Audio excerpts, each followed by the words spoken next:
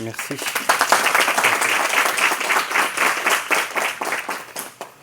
Tout le monde m'entend bien? Bien.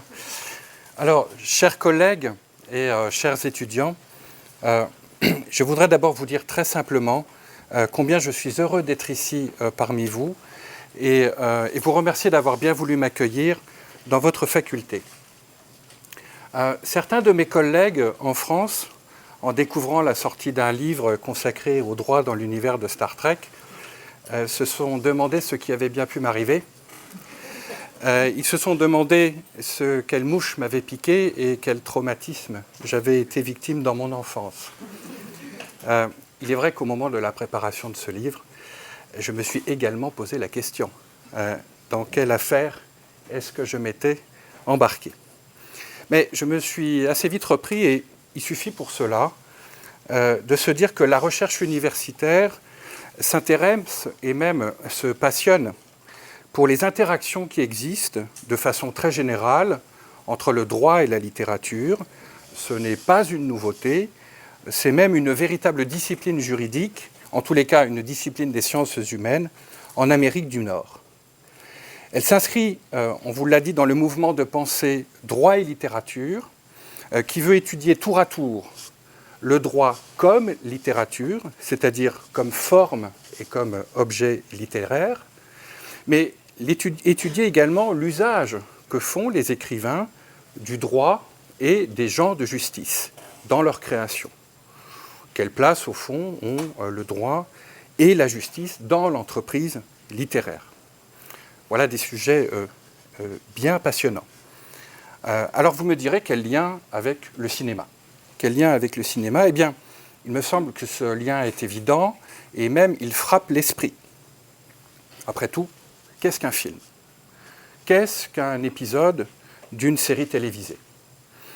Eh bien, c'est d'abord et avant tout, je dirais, un écrit, le scénario.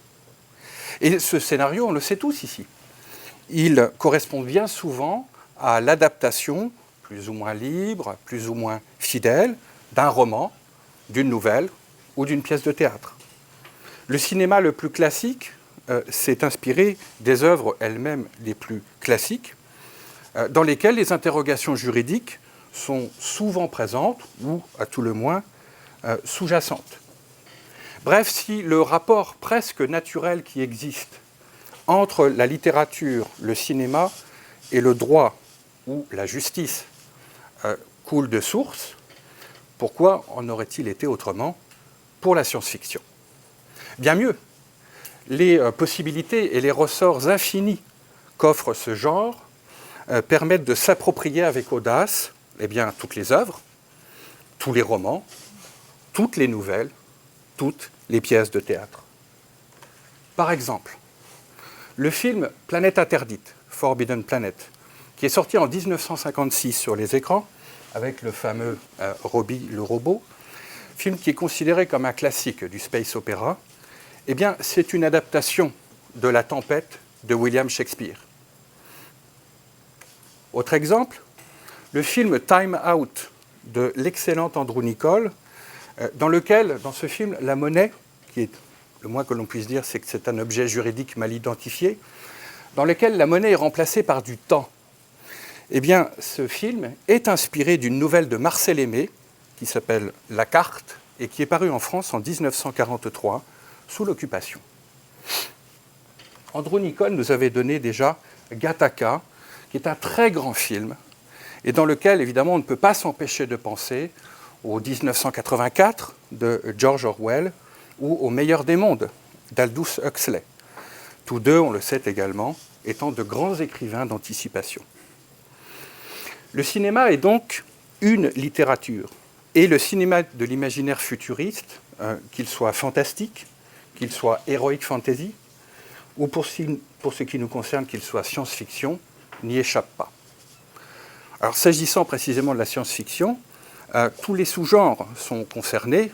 On peut donner quelques exemples, comme le sous-genre du cyberpunk, avec le classique Blade Runner de Ridley Scott, qui est l'adaptation d'un roman de Philip K. Dick, le steampunk ou rétrofuturisme, avec le très beau Capitaine Sky et le monde de demain, ou encore le space opéra, avec 2001, l'Odyssée de l'espace, où Arthur C. Clarke a novélisé le film, La Guerre des étoiles, et bien évidemment, et bien entendu, Star Trek. Pourquoi Star Trek? Et surtout, pourquoi le droit selon Star Trek? Alors, il faut que je fasse un aveu ici. Il fallait bien que je le fasse un jour. Je revendique ma qualité de fan de Star Trek. Cela ne m'a pas paru absolument incompatible avec ma carrière, avec une carrière universitaire. Alors, cela étant dit, je reste un Trekkie, mais modéré. Je ne suis pas obsédé par Leonard Nimoy, qui a interprété Spock, comme peut l'être Sheldon Cooper dans The Big Bang Theory. Vous ne me verrez pas non plus, a priori, courir chaque week-end des conventions de Star Trek, ni les Comic-Con nord-américains, avec l'uniforme du capitaine Kirk ou les oreilles pointues de Monsieur Spock. Encore que dimanche dernier, j'ai passé une partie de la journée au Comic-Con d'Ottawa, qui était particulièrement bien représentée. Et j'ai donc pu vivre ma vie de fan sans que ma carrière universitaire soit compromise, enfin, du moins en France. Alors, parallèlement, et plus sérieusement, il y a eu des travaux universitaires sur Star Trek. Des philosophes très sérieux ont écrit, par exemple, sur l'éthique dans Star Trek. Un autre auteur a publié un ouvrage, il y a quelques années, sur la métaphysique de Star Trek. Et d'autres encore, c'était d'ailleurs les actes d'un colloque, ont publié un ouvrage sur la vision de la loi et de la justice dans Star Trek. Et il n'y a pas que des livres. À l'université de Georgetown, à Washington, un professeur de philosophie propose à ses étudiants un cours structuré autour des grands thèmes de philosophie à partir précisément de ceux qu'aborde Star Trek. Bref, tout ceci est très sérieux et du coup, de mon côté, eh bien, j'ai commencé à regarder un peu différemment mes épisodes préférés, c'est-à-dire au fond à les regarder sous le prisme du droit. Et qu'ai-je constaté? Eh bien, d'abord que Star Trek reposait sur une structure politique particulièrement élaborée, la Fédération des Planètes Unies.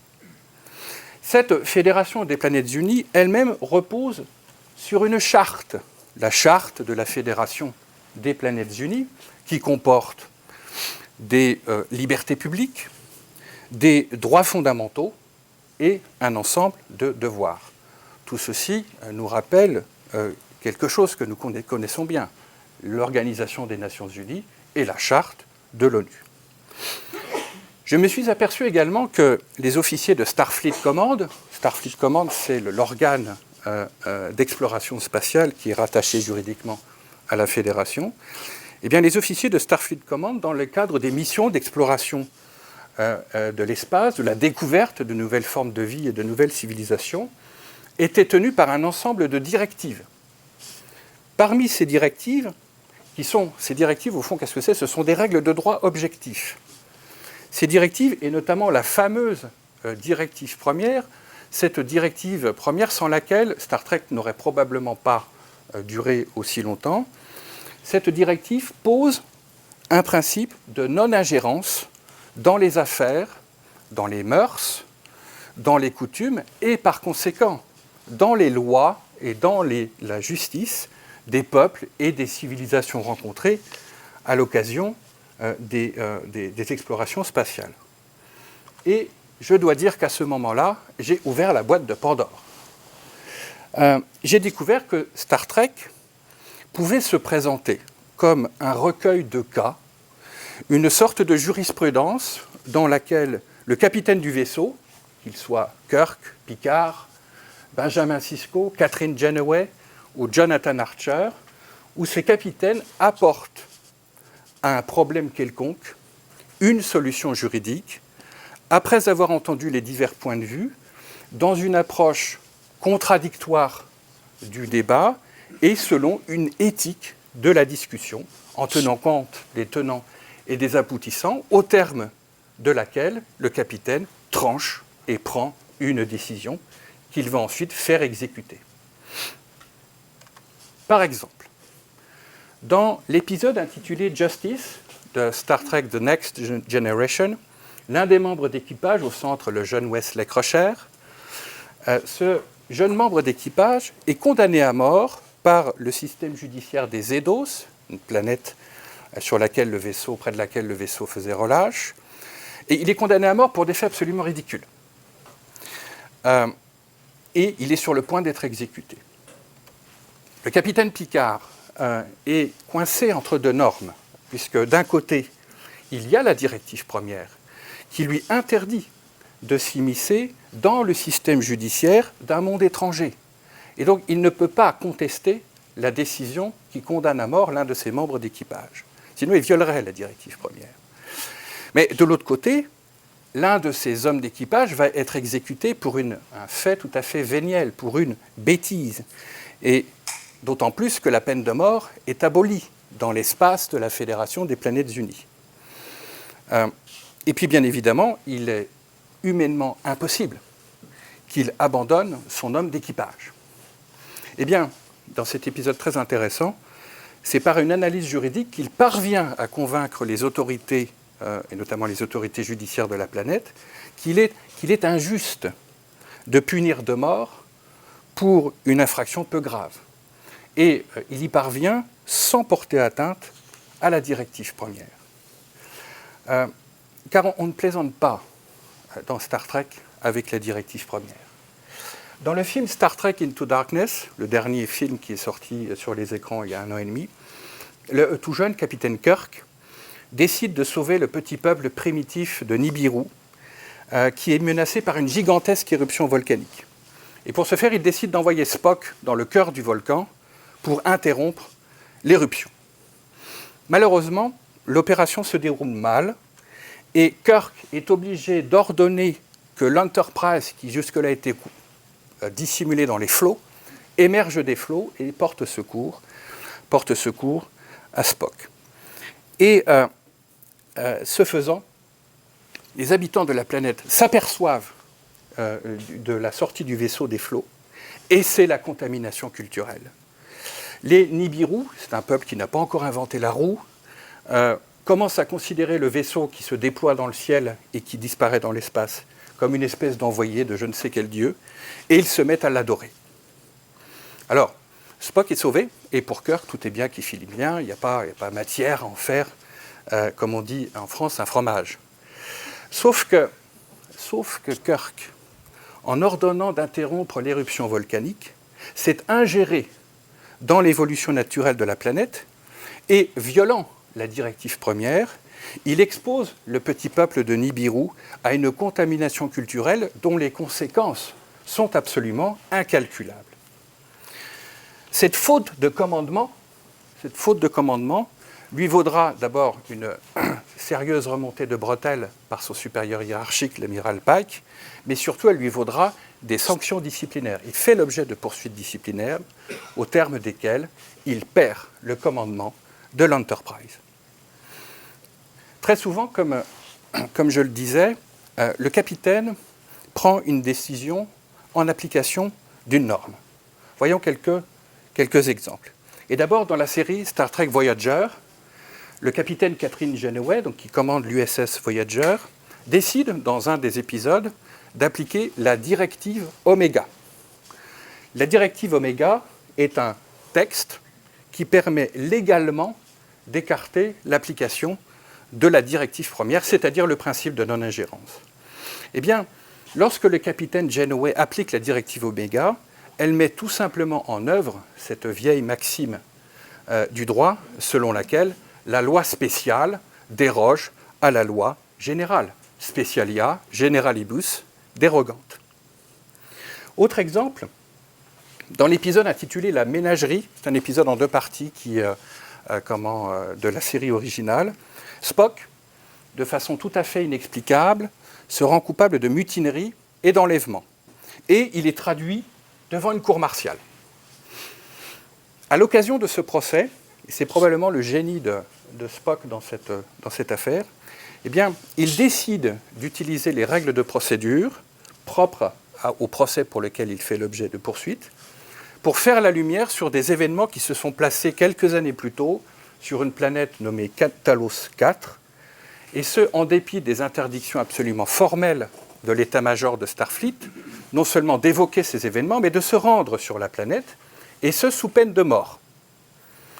Eh bien, ce faisant, Spock, en utilisant les règles de procédure, c'est-à-dire en mettant en œuvre ce principe essentiel de tout procès équitable, qui est le droit à la preuve, qui ne supporte aucune exception, ou quasiment aucune, eh bien, en utilisant ce droit à la preuve, en créant artificiellement un procès, il permet de faire la lumière sur un mystère qui s'est déroulé sur cette planète et dont personne ne voulait plus jamais entendre parler. Le droit à la preuve permet d'affirmer, de rechercher et d'établir la vérité contre toutes les oppositions qui pourraient émaner de l'extérieur.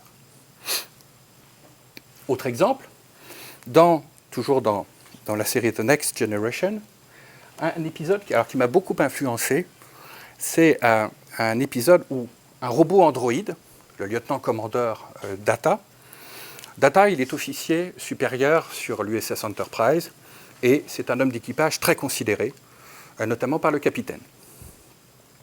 Or, un jour, un ingénieur de Starfleet se rend sur l'Enterprise et il demande qu'on lui remette l'androïde pour qu'il puisse le démonter et l'étudier.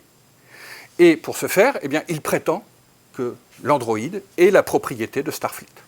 Et donc, voilà, il n'y a qu'à s'exécuter. Seulement, voilà, Data s'y oppose. Il s'y oppose en excipant de son libre arbitre. Et en s'opposant à la décision de l'officier, eh bien, il pose une question absolument classique qui préoccupe et qui traverse le droit depuis toujours, qui est la distinction des personnes et des choses.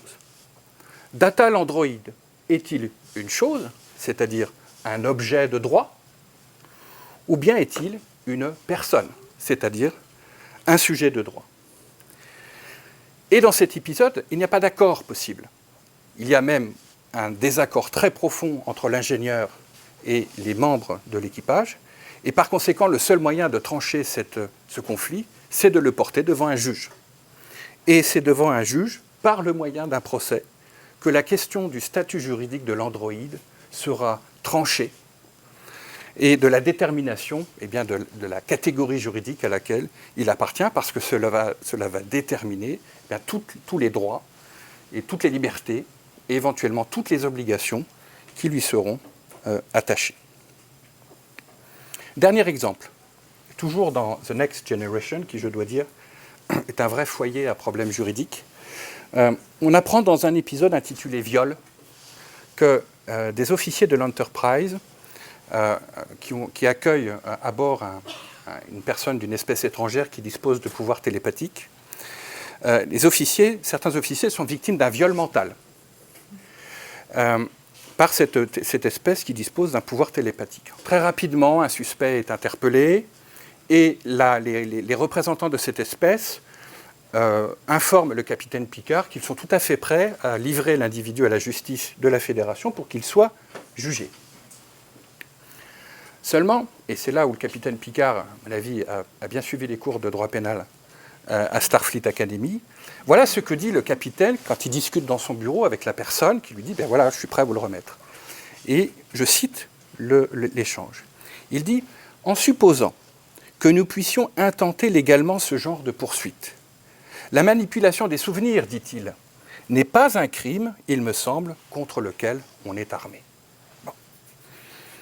Au fond, quelle question pose le capitaine Picard en répondant à son interlocuteur? Eh bien, il pose le problème de la légalité des délits et des peines, selon lequel nul ne peut être poursuivi, jugé, ni condamné pour des faits qui ne sont pas incriminés par la loi pénale au jour de leur commission. Et cette question se pose dans l'espace pénal de la Fédération. Et en même temps qu'il pose la question de la l'égalité des délits et des peines, ce principe inventé au XVIIIe siècle en Italie par César Beccaria, eh bien, il pose parallèlement la question de la non-rétroactivité de la loi pénale. comme vous le voyez avec ces quelques illustrations, eh bien, je me suis rendu compte que Star Trek était en soi un cosmos juridique, riche, peut-être inépuisable, et surtout absolument cohérent. Cette cohérence, depuis près de 50 ans qu'existe la série, m'a d'ailleurs paru curieuse, pour ne pas dire suspecte. Comment était-ce possible? Comment les scénaristes, sur une aussi longue période, avec autant de séries, 5 séries, 750 épisodes, 12 films, un 13e en préparation, comment les scénaristes ont-ils pu élaborer un univers juridico-judiciaire à ce point cohérent? Alors, la Paramount ne m'a pas donné la réponse, mais j'ai une hypothèse. L'hypothèse, c'est qu'il y a une mafia universitaire derrière Star Trek.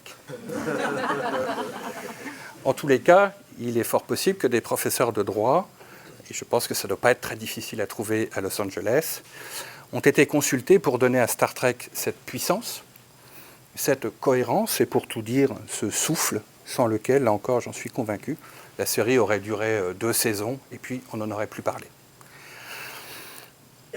Alors, fort de cette croyance et de quelques autres, eh bien, je me suis lancé, et c'est peut-être l'épisode The Measure of a Man, dont je vous ai parlé tout à l'heure, avec la question de déterminer le statut juridique du lieutenant-commandeur Data. C'est probablement cet épisode qui m'a donné le signal de départ, parce qu'au fond, on y trouvait 2 des aspects essentiels du droit. Le premier, c'est on questionne l'application d'une norme. Quelle norme on va appliquer et comment? Et dans cet épisode, il faut résoudre la difficulté de savoir si Data, l'androïde, est objet de droit ou sujet de droit. Mais cela ne suffit pas, car il y a conflit de prétention, il y a opposition entre des intérêts divergents. Et c'est donc devant le juge, car ce n'est que devant lui, que le conflit peut être résolu et qu'un apaisement peut être trouvé. Alors, à partir de là, un plan s'est peu à peu imposé, plan d'ailleurs qui assez curieusement ressemblait à un plan de manuel d'introduction au droit, où on pouvait faire un panorama général de la matière juridique, où ce cosmos juridique pouvait être présenté de manière globale, avec d'abord la question des sources du droit, et en particulier la directive première, la question des droits et des libertés fondamentaux dont bénéficient les citoyens de la Fédération, les officiers de Starfleet lorsqu'ils sont en service, et évidemment les droits et les libertés de toutes les civilisations qui sont rencontrées et qui peuvent entrer en conflit avec les normes de la Fédération. Et puis enfin, la question du procès, et singulièrement du procès équitable. Car il y a de nombreux procès dans Star Trek, et on se demande à chaque fois si l'accusé, dans des hypothèses parfois totalement inconnues, ce qui va nous permettre de tester nos normes actuelles sur la base de faits ou de cas qui ne peuvent pas exister dans notre monde, eh bien, à chaque fois, on se pose la question de savoir si l'accusé aura eu un procès équitable. Donc, finalement, Star Trek semble vouloir tout aborder, tout voir et peut-être tout englober. Et d'ailleurs, à l'occasion de la préparation de ce livre, je me suis replongé dans quelques classiques du droit et de la philosophie, Aristote, Cicéron, Kant, évidemment, Tocqueville, Lévinas, le philosophe du langage John Austin, John Rawls, Ronald Dworkin et bien d'autres. Parce que Star Trek, ce n'est pas simplement du droit en action. C'est également une certaine façon d'aborder les formes de vie nouvelles et une certaine façon d'explorer l'espace.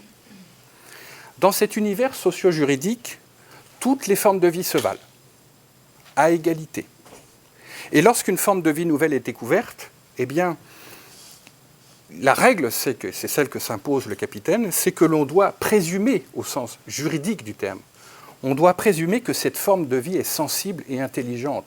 Et par conséquent, il y a un certain nombre de conséquences qui découlent de la reconnaissance de cette qualité juridique. Par ailleurs, Star Trek est animé d'un esprit pionnier et non pas d'une mentalité de conquête. Les officiers de Star Trek sont des Magellans, pas des Cortés. Ce sont des voyageurs, pas des envahisseurs. Le cœur de sa philosophie, c'est la soif de connaissance, c'est le désir d'amélioration, avec pour pivot la personne, autour de laquelle se déploie un ordre juridique protecteur, un petit peu comme les spirales d'une galaxie. Bien sûr, ce n'est pas un monde parfait, et c'est le moins que l'on puisse dire. Il y a des guerres, il y a des complots, et notamment des complots intérieurs, comme dans le dernier film de J.J. Abrams, Star Trek, Into Darkness. Les menaces peuvent donc venir de partout, et il faut prendre au sérieux l'assertion du grand physicien britannique Stephen Hawking, selon laquelle il n'est pas du tout certain qu'un futur, selon Star Trek, soit, dans ce qu'il a de non obscur, soit probable et peut-être même possible. Et chacun sait pourtant que Stephen Hawking est non seulement un fan de Star Trek, c'est un de ses grands ambassadeurs, mais que malgré son très lourd handicap physique et ses capacités vocales limitées, il est atteint, vous le savez, de la maladie de Lou Gehrig, on dit également la maladie de Charcot, eh bien, il a interprété son propre rôle dans un épisode de La Nouvelle Génération. Alors, dans cet épisode qui s'intitule Descent, il joue au poker dans le holodeck avec le lieutenant-commandeur Data et puis deux collègues à lui, Sir Isaac Newton, qui a mauvais caractère, et Albert Einstein. Le professeur Hawking raconte qu'il s'est beaucoup amusé à tourner cette scène, alors d'autant plus qu'il a raflé toutes les mises, ce qui a beaucoup agacé Newton, qui décidément n'est pas un comique. Alors malheureusement, il n'a pas pu embaucher ses gains, parce qu'entre-temps, il y a eu une alerte rouge sur le vaisseau, et l'Enterprise est soudain attaquée par les Borg, une civilisation tout à fait affreuse. Alors, à propos des Borg, justement, il y a un lien intéressant à faire avec le cours de droit pénal international que j'ai le plaisir de donner ici dans cette faculté. Les Borg. La Fédération et les officiers de Starfleet connaissent bien les Borg, et ils les redoutent par-dessous tout. C'est quoi les Borg? Ou c'est qui? La question se pose. C'est une civilisation qui est composée de milliards d'humanoïdes, qui sont des êtres mi-organiques, mi-mécaniques, mais qui sont tous reliés par une métaconscience, placée sous l'autorité d'une reine. Ils se caractérisent par leur absence d'individualité. Les Borg, c'est l'anté-civilisation de Star Trek. C'est absolument le contraire.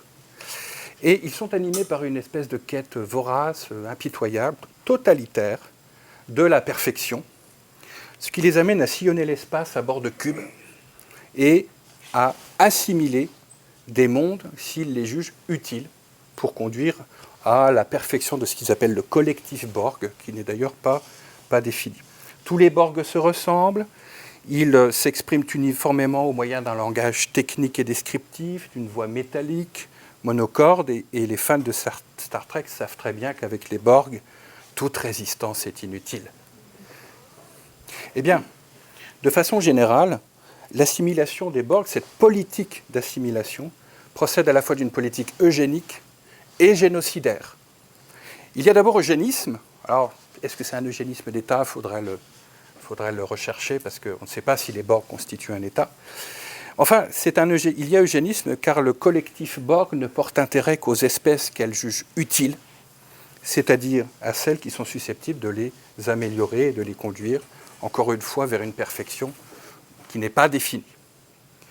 Mais il y a également génocide, avec cette intentionnalité particulière qui consiste à détruire des mondes pour s'en nourrir. Au fur et à mesure qu'on examine les épisodes dans lesquels les Borg apparaissent, ou les films, eh bien on s'aperçoit que la politique menée par les Borg est comparable à ce que prévoit l'article 2, B et C de la Convention des Nations Unies pour la répression et la prévention du crime de génocide du 9 décembre 1948, c'est-à-dire qu'ils commettent des atteintes graves à l'intégrité physique ou mentale des membres des civilisations qu'ils absorbent, et ils les soumettent de façon intentionnelle à des conditions d'existence devant entraîner leur destruction physique totale ou partielle. C'est très précisément ce que font les Borg lorsqu'ils sillonnent l'espace à la recherche de mondes à assimiler. Et on pourrait d'ailleurs fonder un nouveau concept juridique qui, pour le coup, serait aussi une nouvelle infraction pénale. On pourrait créer le crime de xénocide, c'est-à-dire le génocide d'une civilisation extraterrestre. Peut-être qu'un jour ce terme, j'espère pas, hein, mais peut-être qu'un jour ce terme sera consacré par un traité intergalactique.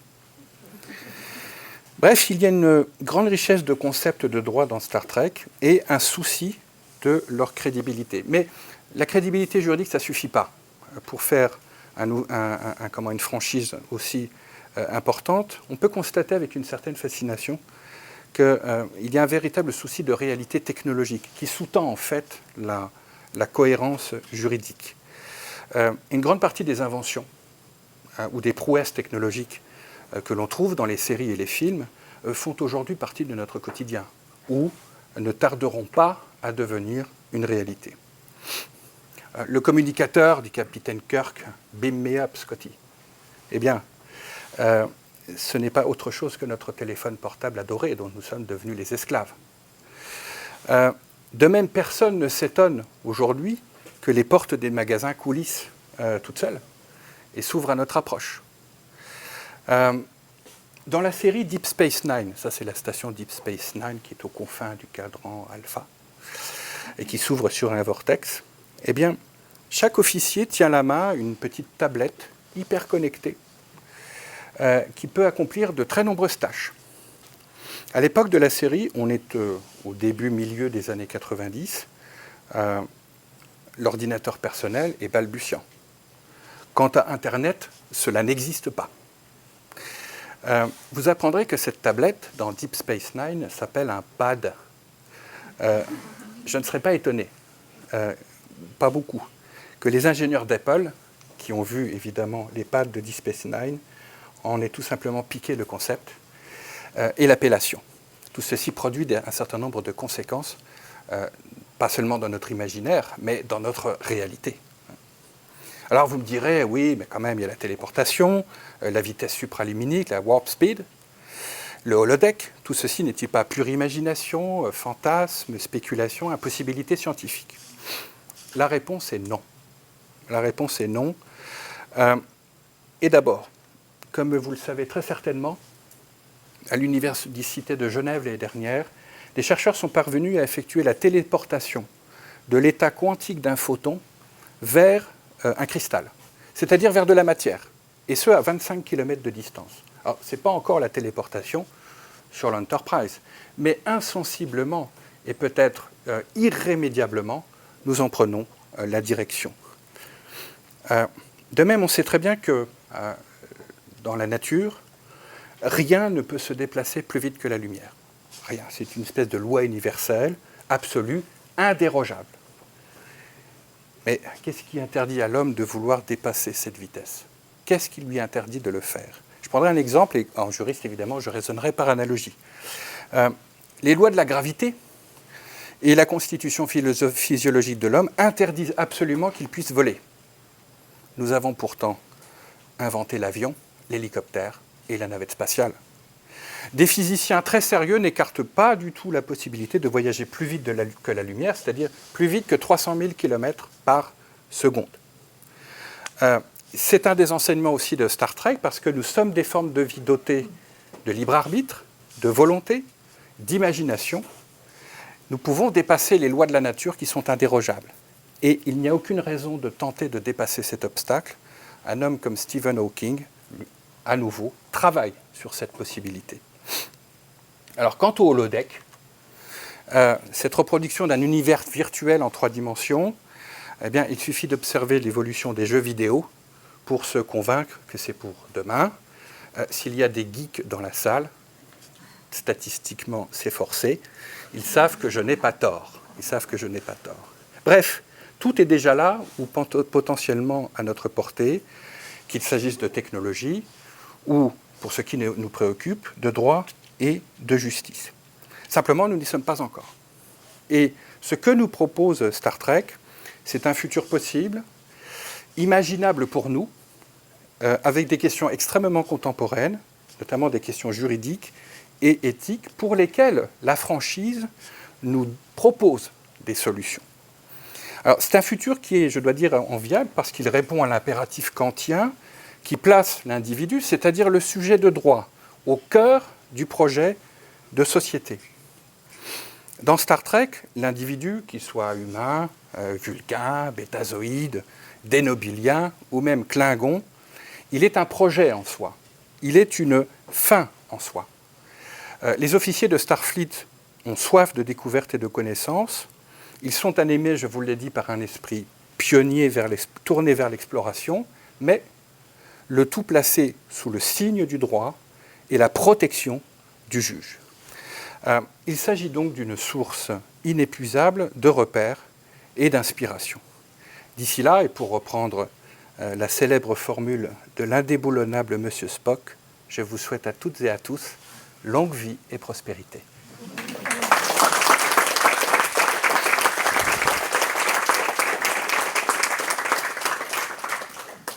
Merci, professeur Desferras, pour cette présentation de ce cosmos juridique qui est certainement porteur de leçons pour nous, ne serait-ce qu'au niveau du droit pénal. Vous avez parlé aussi des questions de pluralisme juridique là, qui sont vraiment importantes ici au Canada, de droits fondamentaux, mais aussi porteur de questionnements, je pense. Je ne sais pas s'il y a des questions. On va ouvrir pour des réactions, pour des questions. Oui. Monsieur, vous avez parlé de l'influence qu'ont eu les auteurs, les écrivains sur potentiellement la technologie qui existe aujourd'hui, avec le pad dans Voyager, Notamment, ouais. qui devient le iPad. Donc, on voit d'une certaine manière que la créativité des auteurs influence ce que font les gens qui sont dans les milieux de la recherche, les milieux techniques. Ils ne s'en cachent pas d'ailleurs. Oui. Est-ce que vous avez trouvé donc ce genre d'innovation juridique-là, ou est-ce que vraiment on était face à un problème qu'on ne pourrait pas imaginer peut-être aujourd'hui ou dans les années 90 au début du millénaire? Des problèmes juridiques qui... Des solutions? Des solutions juridiques à partir de cas qui n'existent pas sur notre planète. Oui, plusieurs. Plusieurs. Il y a un épisode de Star Trek Voyager où le navire fait une escale orbitaire auprès d'une civilisation d'humanoïdes, très proche des humains, mais qui ont des capacités télépathiques. Et le fait de penser peut conduire d'autres individus à être incités à commettre des faits répréhensibles. Donc si j'ai une pensée hostile, ça peut conduire mon voisin ou celui qui va recevoir ma pensée à être incité à commettre une infraction pénale. Si bien que le système juridique de ce peuple, c'est les maris, incrimine les pensées hostiles. Et donc, ils font revenir très très tôt dans le processus, dans l'iter criminis, ils font revenir très tôt dans le temps la possibilité de poursuivre pénalement une personne simplement parce qu'elle aura eu des envies de meurtre, mais qui vont, en raison de la particularité métabolique de ces personnes, être pénalement poursuivables. Ça pose deux problèmes.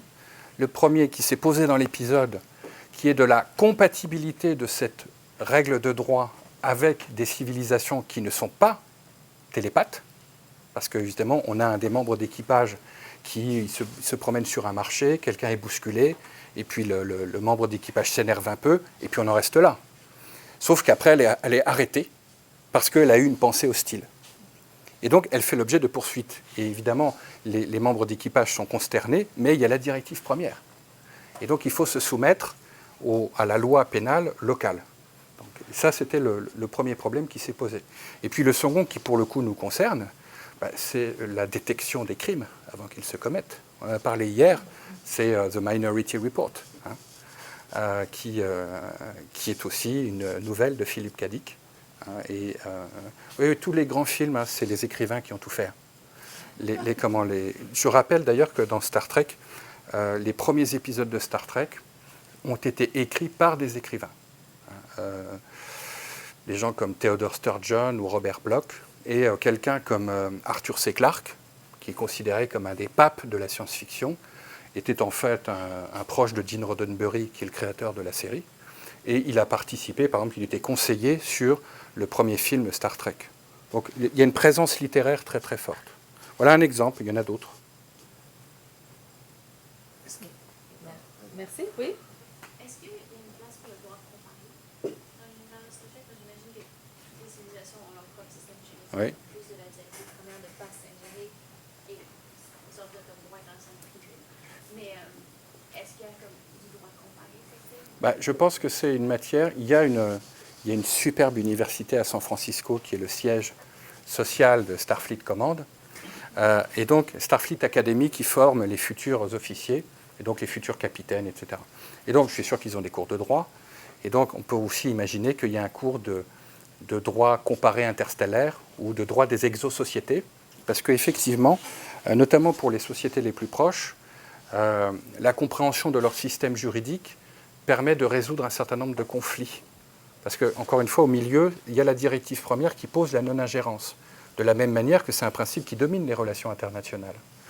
Donc il faut parfois connaître le droit étranger pour pouvoir s'adapter. Je prends un exemple. Vous avez un exemple dans un épisode de La Nouvelle Génération. Donc, le commandeur Riker, c'est le numéro 1 du vaisseau. Il est soupçonné d'avoir commis un meurtre. Il est poursuivi par les autorités locales de la planète. Directive première. Sauf que dans le système, dans la procédure pénale de ce peuple, il n'y a pas de présomption d'innocence. C'est une présomption de culpabilité. La charge de la preuve de l'innocence est donc confiée à l'accusé. Et à ce moment-là, donc on a un conflit de normes, puisque d'un côté, on a la directive première qui dit on ne s'ingère pas, on a un système étranger dont il va bien falloir essayer de comprendre le contenu et le sens, parce qu'évidemment, pour ce peuple, la présomption de culpabilité, en gros, fonde leur système pénal. Et donc, il serait très arrogant de penser que c'est nous qui avons raison. Mais d'un autre côté, la présomption d'innocence, c'est une espèce de droit d'ordre public interstellaire pour la Fédération, indérogeable. Et donc, il faut se poser ici, c'est la question d'ailleurs qui s'est posée au capitaine dans cet épisode, c'est est-ce que je ne vais pas déroger à la directive première? Parce que d'un côté, j'ai le principe de non-ingérence, mais de l'autre côté, l'une des valeurs fondamentales de la Fédération, c'est la présomption d'innocence dans le procès pénal. Donc, il n'y a pas vraiment d'études approfondie du droit des exosociétés, si peut-être chez les Klingons, parce que c'est vraiment un monde très proche, mais c'est surtout la confrontation du droit de la Fédération avec des droits étrangers sous le prisme de la directive première. Merci. Oui? Quand on parle de droit, on parle aussi de sanctions, avec une transgression, puis vous avez parlé de mesures disciplinaires pour... vous avez dit qu'il n'y avait pas de peine de mort pour la Fédération. Alors, entre les deux, est-ce qu'on parle de prison, est-ce qu'on parle de réforme, est-ce qu'on parle de... Oui, alors, comme Starfleet, c'est un organe plutôt militaire, quand il y a des procès, ce sont des procès qui se passent devant des cours martiales. Mais on applique le procès équitable. Pour le reste, oui, il y a des colonies pénitentiaires, il y a quelques épisodes où, justement, il y a des prisonniers. Dans un épisode de Voyager, il y a un problème de transfèrement de prisonniers qui se pose, il y en a qui s'évadent. Enfin, oui, il y a des... Alors, c'est pas... c'est ce qui fait aussi la singularité de cette franchise, c'est que ce n'est pas une série judiciaire. Ce n'est pas une série policière. Ce n'est pas CSI ou les enquêtes du commissaire Maigret. Vous voyez, c'est d'abord une série de science-fiction avec des problématiques de science-fiction. Donc, il y a des voyages dans l'espace, des paradoxes temporels, voilà. Mais il y a plusieurs centaines d'épisodes qui posent véritablement des problèmes juridiques. Donc c'est à la fois, c'est pas l'objet de la série, mais cela l'innerve profondément. Donc on n'entre quand même pas trop dans les détails. On n'entre pas trop quand même dans les détails. Oui, Sophie? Lorsque les gens sont jugés, est-ce qu'ils sont représentés? Ah oui, bien sûr. Dans le procès de Data, par exemple, alors là, je dois qu'ils font quelques entorses. Tout n'est pas parfait, notamment sur la composition des juridictions. Elle n'est pas toujours conforme, les juridictions ne sont pas toujours conformes à l'exigence d'indépendance et d'impartialité. Mais c'est pour des raisons essentiellement qui tiennent au scénario. Il faut que tous les héros soient là. Bon. Mais oui, pour chaque procès, il y a au moins il y a au moins un avocat. Kirk, qui est quand même un spécialiste, il est souvent poursuivi parce qu'il fait plein de bêtises. Il y a toujours un avocat, toujours. Oui, non, rien. Vous avez dit qu'il y avait une présomption lorsqu'on fait de la civilisation, qu'ils avaient une sensibilité, qu'ils avaient une capacité de raisonnement, etc. Est-ce que cette norme-là, elle a évolué durant la série ou est-ce qu'elle est à la simple? Alors, elle est absolument constante. Elle est constante, Ouais. elle est arrivée même dès le départ de Oui. la série. Vous avez un épisode de la première série qui s'appelle Les mines de Horta, ou la Horta, je ne me souviens plus du titre en anglais, où le Kirk et Spock arrivent sur une planète qui fait l'objet d'une exploitation minière. Et il y a des crimes qui sont commis, il y a des mineurs qui sont tués, on ne sait pas pourquoi. Donc ils sont chargés d'aller enquêter. Et ils s'aperçoivent qu'il y a une forme de vie qui vit dans les sous-sols, qui est sous forme rocheuse. Et les mineurs qui prennent des blocs de silice pour les exploiter, en fait, ce sont les progénitures de cette forme de vie radicalement différente de la nôtre. Et les mineurs disent ça nous empêche d'exploiter, etc. Il faut tout bousiller, il faut tout détruire. Et Kirk dit non. Il faut que l'on procède à une investigation pour déterminer si on n'a pas affaire à une forme de vie intelligente. Et donc, c'est ce à quoi ils vont parvenir. Alors, Spock va faire une fusion mentale, enfin bref. Mais surtout, c'est que la première conséquence juridique qui va découler du fait que l'on a identifié une forme de vie intelligente nouvelle, absolument, extrêmement différente, et c'est peu de dire qu'il y en a beaucoup dans Star Trek, eh bien, on cesse l'exploitation de la planète. Et donc, la transformation, au départ, on les considérait comme des objets, des choses à exploiter, un minerai, une richesse. D'un seul coup, ils deviennent une forme de vie intelligente. On arrête tout. Et on prodigue des soins. Donc, il y a la fameuse formule de McCoy, je suis médecin, Jim, pas maçon. Il y a cette formule qui est souvent répétée, parce qu'évidemment, on lui demande de soigner des formes de vie nouvelles à qui on a causé un préjudice. Et puis ensuite, c'est un des grands enjeux de Star Trek, parce que ça va conditionner la création de rapports de droit, c'est la possibilité d'établir un dialogue, c'est-à-dire de trouver un langage commun.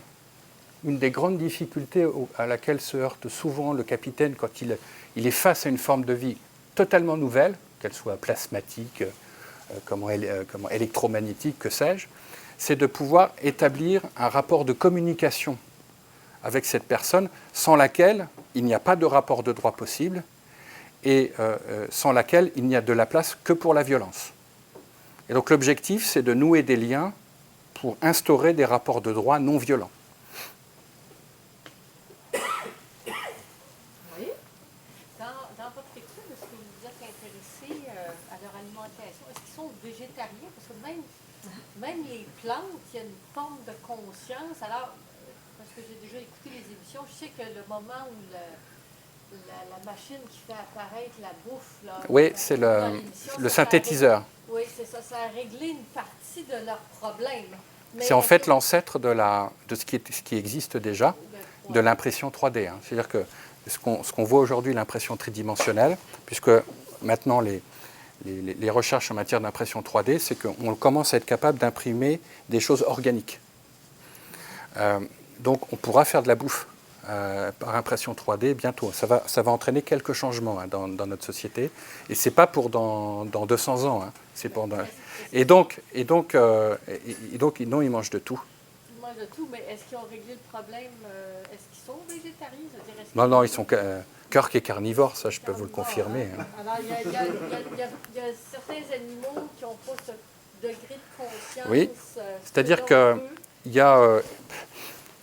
On arrive d'ailleurs, c'est très étonnant, parce qu'on arrive à des distinctions qui aujourd'hui nous paraissent absolument naturelles, mais qui à l'époque, il y a 40 ou 50 ans, étaient presque subversives, qui consistent à dire qu'il y a des choses inertes, sans vie, mais il faut quand même faire attention, parce qu'un morceau de roche ou un morceau de plastique, c'est peut-être une forme de vie intelligente, enfin peut-être pas ici, mais dans l'espace. Donc il faut se poser la question, il faut procéder à une enquête. Et puis, il y a les formes de vie intelligentes qui vont être considérées comme des sujets de droit. Ça peut être une boîte de conserve.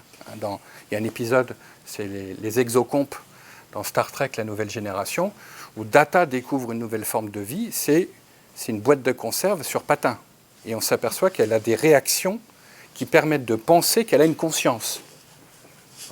Et puis entre les deux, il y a les formes de vie sensibles, qui peut correspondre finalement au statut que l'on peut donner aux animaux aujourd'hui, puisque la condition animale, en fait, je suis convaincu qu'elle subit ces évolutions-là, ces influences-là, où on considère, mais peut-être à tort, là je n'ai pas la réponse, que ce sont des formes de vie sensibles qui méritent d'être protégées, et donc on va les protéger contre les mauvais traitements, peut-être contre les expérimentations, mais ce ne sont pas des êtres dotés de conscience.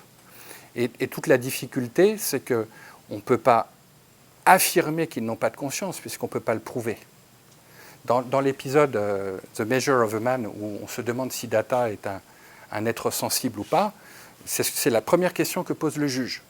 Data a-t-il une âme? Et elle répond, mais j'en sais rien. Je ne sais pas si j'en ai une. Et je suis incapable de rapporter la preuve que j'en ai une. Donc tout fonctionne selon des systèmes de présomption. Je vais présumer que vous êtes une forme de vie intelligente à partir d'un certain nombre d'indices qui vont me permettre, avec ce raisonnement logique qu'est la présomption, de dire que vous êtes une forme de vie intelligente. Mais on n'en est jamais sûr. Et s'agissant des animaux, ils sont traités avec le plus grand respect, oui. Jusqu'au point même où on va systématiquement se demander si ce n'est pas plus qu'un animal, si on n'a pas affaire à une espèce intelligente avec laquelle un contact est souhaité. Oui. Est-ce que vous émettez l'hypothèse que possiblement des professeurs de droit qui ont été consultés afin de créer la série? J'aimerais bien, oui, j'aimerais bien. Ce n'est pas dire que l'art va proposer la philosophie, va proposer certaines morales. Est-ce que vous pensez que derrière cet univers juridique tellement réaliste et tellement crédible, il y avait seulement l'intention de plaire aux connaisseurs, ou est-ce qu'il y avait une intention d'éduquer la population en général, par exemple, sur la colonisation, sur Oui. Roddenberry avait un projet social derrière Star Trek. Alors ça peut être considéré comme bien pensant, parce qu'ils sont tous super sympas, ils se parlent poliment, ils se respectent. Enfin, c'est très policé, Star Trek. Ça n'a pas la violence des rapports sociaux. Mais ils expliquent que c'est aussi le produit de leur propre évolution. C'est-à-dire que c'est aussi une humanité qui s'est elle-même améliorée par rapport à l'époque où elles ont été conçues. Mais quelqu'un comme, par exemple, dans la première série, Star Trek, qui est une série qui est culte, mais qui en fait n'a pas duré très longtemps, et surtout était menacée tous les ans de disparaître. Ce sont en fait les fans qui ont fait durer la série. Et on y a abordé des problèmes sociaux de l'époque qui étaient absolument subversifs. Le premier baiser interracial entre Kirk et le lieutenant Uhura, qui est noir, a lieu dans cette série. Ça a entraîné des conséquences terribles. Il y a eu des menaces, le Ku Klux Klan s'en est mêlé. Enfin, vous imaginez, c'était chaud. Mais c'est quelque chose que Roddenberry parvient un peu de force, quand on étudie l'histoire de la série, un peu de force à la production, parce qu'il disait, oh là là, si on fait ça, il va y avoir des émeutes, ou tout simplement on va perdre de l'audience. Mais ils ont imposé, il a réussi à faire passer ça, parce que je pense que dans l'univers de Star Trek, la mixité entre les sexes et entre les races, c'est un standard en fait. Le standard, c'est la mixité. On pourrait trouver également d'autres épisodes sur la place de la femme, par exemple, dans l'univers de Star Trek. Très très tôt, les femmes, même si elles sont toutes magnifiques, ce sont aussi et surtout des femmes qui ont des postes très importants dans un équipage. Vous n'avez pas une série de Star Trek où les femmes ne sont pas au poste clé. L'exemple vraiment typique, c'est Star Trek Voyager, où vous avez le capitaine est une femme et le chef ingénieur, c'est celle qui va faire tourner le vaisseau, qui permettra dans 8 cas sur 10 de sauver le vaisseau d'une destruction, c'est une femme. Et donc, quelle que soit la série, les femmes ont un rôle central. Ça a été plus difficile dans la première série parce que ce que voulait faire Gene Roddenberry, c'était que le premier officier, ce ne soit pas Spock, mais que ce soit une femme. Et là, c'était trop pour la production. Ce n'était pas envisageable dans l'état des mœurs de l'époque. Donc il a réussi à faire autre chose. Il a passé le baiser interracial. Vous voyez, il a fait passer des choses. Alors après, dans la série The Next Generation, qui est quand même quelques années plus tard, tout ça, évidemment, est devenu standardisé. Donc oui, il y a un projet de société derrière Star Trek, oui, c'est sûr. Oui. Est-ce qu'ils l'ont perdu avec les récents films, ce projet de société? Alors, il y a deux choses. C'est qu'il y a les deux reboots, qui sont le film de 2009 de J.J. Abrams et celui de 2013, Into Darkness. Bon. Celui de 2009 fallait relancer la franchise, qui s'essoufflait. Donc il n'y a pas de problème juridique c'est juste, c'est de la pure action. Voilà, c'est pampant. Mais on retrouve les thématiques un peu surnaturelles de Star Trek. En revanche, dans Into Darkness, ça revient doucement. Et dans le prochain, le Star Trek 13, qui est en préparation, qui devrait sortir l'année prochaine, et dans lequel Abrams s'est retiré. Mais le co-scénariste, c'est Simon Pegg, qui est un Britannique, qui joue, dans le film, il joue Scotty, il joue l'ingénieur. Lui, c'est un vrai fan, il connaît bien la franchise, et donc l'idée, c'est de reconstituer l'esprit Star Trek, c'est-à-dire l'exploration, la soif de connaissance et la juridicité. Mais dans Star Trek Into Darkness, je vous en ai parlé, les 15 premières minutes, parce que le film est construit un peu comme un James Bond, donc le début du film se termine par la mission précédente. Et dans ce passage-là, c'est un des très rares cas, moi j'en ai pas vu beaucoup dans tout Star Trek, c'est un des très rares cas où il y a violation de la directive première. Dans tous les autres cas, il ne viole pas, il interprète, selon des méthodes d'interprétation que vous pouvez trouver dans les traités d'interprétation. C'est-à-dire que quand j'ai étudié les cas de dérogation à la directive première, je me suis plongé dans les traités d'interprétation des textes par les juges. Et à chaque fois, vous trouvez des méthodes d'interprétation qui vont permettre de déroger à la norme sans la violer. Donc dans Into Darkness, oui, il y a des problèmes de droit. Ouais. Certainement une frontière mince entre l'interprétation et la violation de oui. normes. Moi, j'avais une question. Alors, vous avez parlé évidemment des interactions entre les traditions juridiques, on pourrait dire locales, et le droit de la fédération. Et vous avez parlé des conflits qu'il y a entre ces deux juridictions. Est-ce qu'il y a des cas, et je ne connais pas du tout, malheureusement, maintenant je le constate, l'univers de Star Trek, est-ce qu'il y a des cas où les connaissances sur les traditions juridiques locales ont amené des remises en question du droit de la fédération, ou est-ce que c'est toujours le contraire? C'est-à-dire, est-ce que c'est toujours les traditions locales qui choquent jusqu'à un certain point les valeurs de la fédération? C'est plutôt dans ce sens-là. Hein. Ouais, c'est-à-dire quand même... Non, mais il y a quand même un modèle qui est proposé. Alors, les critiques, ceux qui critiquent Star Trek disent, oui, voilà, on exporte la bonne pensance américaine. Je ne le conteste pas. Hein. Je ne le conteste pas. Simplement, ça dépasse simplement la vision américaine, puisque toutes les sources de droit réel dont je me suis inspiré pour justifier les normes sont des sources internationales. Donc c'est pas juste, j'ai pas utilisé de sources américaines. Ce sont que des conventions internationales. Maintenant, il y a un épisode.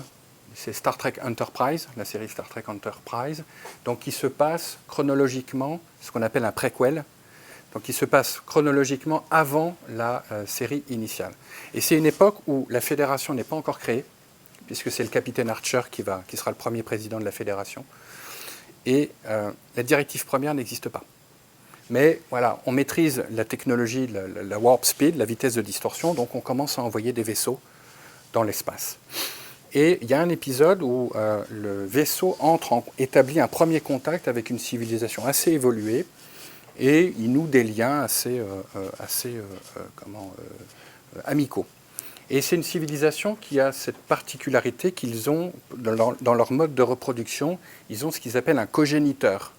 C'est-à-dire que les couples sont formés de personnes de sexe féminin et masculin, mais l'enfant en fait est conçu et porté par une troisième personne qui n'a pas d'existence juridique et qui va porter l'enfant et le projet parental. Alors ce cogéniteur est considéré comme très important, mais il n'est pas plus juridiquement important qu'un animal de compagnie. Et l'un des membres d'équipage se lie d'amitié avec un des cogéniteurs. Et il est choqué par le sort qui lui est réservé. Et donc, il entreprend de l'éduquer de sa propre initiative. Il lui apprend à lire, il lui fait découvrir le vaisseau.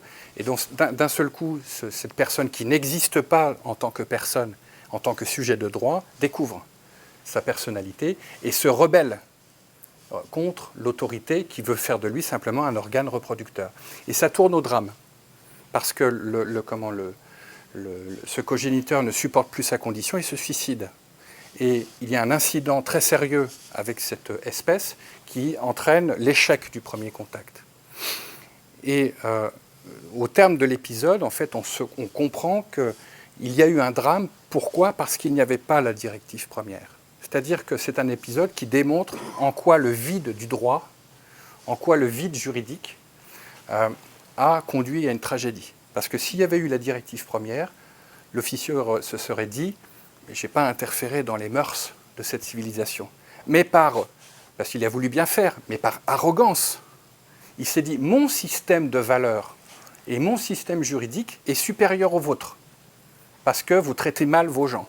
Je vais donc m'ingérer ». Et évidemment, ça tourne au drame. Donc c'est un épisode un petit peu marginal qui permet de démontrer que si on n'entoure pas de garde-fous son propre système de valeurs, on devient, c'est ce que dans le livre j'appelle ça, le danger du fédéralocentrisme. C'est-à-dire qu'on va chercher à exporter, c'est des choses qui se font ça, à exporter vers d'autres peuples, d'autres nations, d'autres, en l'occurrence ici, d'autres espèces, un modèle juridique sous prétexte qu'on l'estime le meilleur. Et Star Trek, précisément, nous dit non, vous avez tort de faire ça, aucun des systèmes n'est supérieur à l'autre, sous réserve de notre propre ordre public. Et pour éviter que l'exploration de l'espace, en fait, ne fonctionne jamais, on instaure la directive première. Sans directive première, Star Trek n'a aucun sens. Merci. D'autres questions? Oui?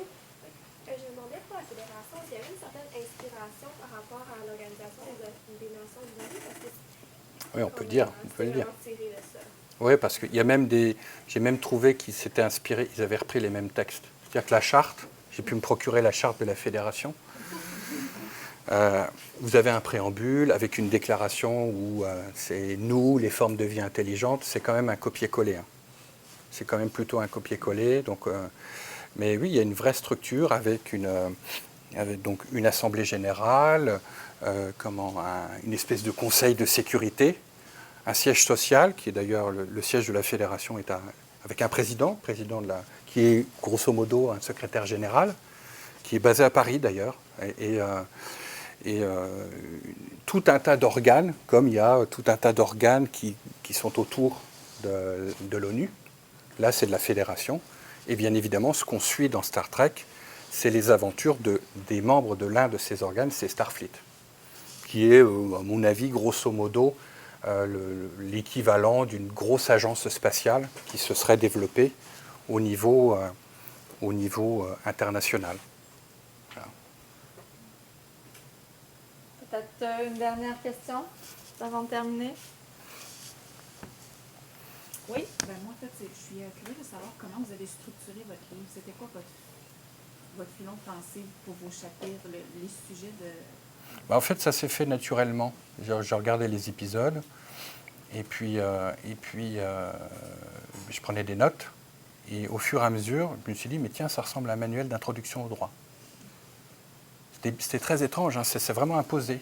Et donc, dans un manuel d'introduction, vous étudiez les sources, les droits de la personnalité, les liens de droit, la justice. J'avais mon plan.